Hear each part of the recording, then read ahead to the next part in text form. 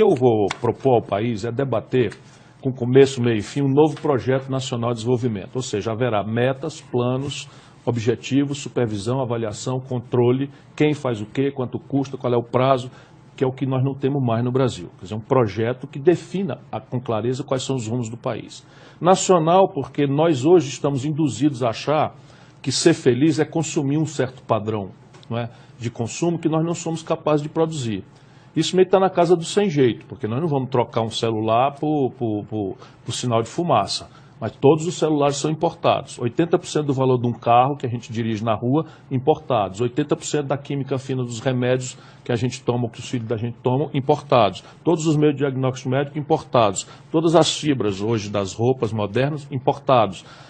40% dos custos de produção da agricultura mais competitiva do mundo, importados. Não há uma fábrica de fertilizante brasileira, nenhuma de implementos agrícolas, nenhuma de coisa. E o resultado disso é que nós perdemos a noção de que não dá para pagar isso, né? O Centro-Oeste carrega o Brasil nas costas há uns 10 anos, mas é muito improvável, no limite, de que a agricultura, o agronegócio, a mineração, sozinhos, consigam pagar um padrão de consumo sofisticadamente moderno e industrial.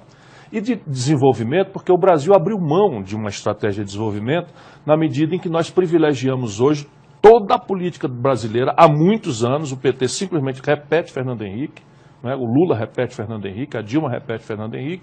Tudo no Brasil hoje é drenar recursos para honrar o serviço da dívida pública, que por sua vez galopa enlouquecidamente pela taxa de juros criminosamente mais alta do planeta. Então repare, como a gente faz isso? O Brasil precisa interromper a desindustrialização. São 4 grandes blocos que eu estou estudando. O bloco de petróleo e gás e bioenergia, o bloco do complexo industrial do agronegócio, o complexo industrial da saúde. Só esse ano o Brasil vai gastar 17 bilhões de dólares no estrangeiro, gerando emprego e renda no estrangeiro, quando a gente podia germinar, por exemplo, aqui em Anápolis, vocês têm já uma grande aptidão para um polo farmacêutico, só que o valor agregado é todo importado.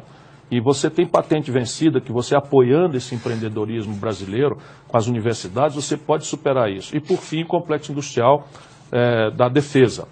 As comunicações militares brasileiras, os nossos satélites, tudo isso é processado pelo estrangeiro a um custo que a gente já não tem mais como pagar.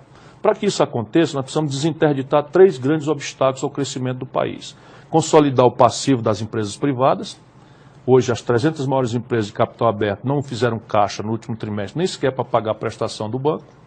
Eu pretendo tirar uma fração das reservas cambiais que o Brasil tem no estrangeiro, uma espécie de caderneta de poupança, para criar, mediante um plano de investimento e emprego, né, um ciclo de substituição de dívida privada interna, curto prazo e juro alto, por uma dívida externa de baixo custo e de prazo mais longo, desde que cumpram-se determinados requisitos de investimento e de geração de emprego e renda. Terceiro, o caminho é superar o desequilíbrio da conta pública brasileira. Hoje o país está sendo levado por uma amargura. O cidadão que nos perguntou já se aproxima da idade de aposentadoria e está vendo a indignidade com que se tratam os aposentados do setor privado brasileiro e cortando benefícios sem mexer nos privilégios. Eu vou mexer nos privilégios. 2% dos benefícios hoje levam mais de 1/3 da receita pública. E, por fim, a questão básica da superação desse desequilíbrio externo.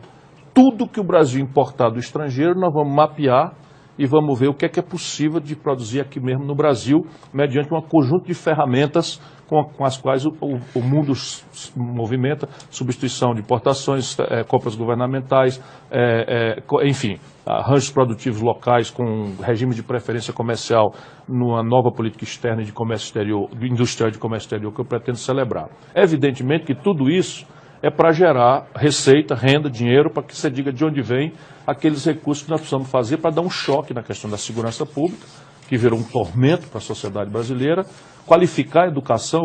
Vou repetir aqui de novo, nós sabemos fazer. No Ceará, 77 das 100 melhores escolas básicas do Brasil estão no meu estado, e a gente tem muito orgulho disso. Estou apresentando um cartão de visita, porque promessa de político é, como ele próprio já indiciou aí, é muito pouco crível, e resolver essas questões dramáticas de infraestrutura do país.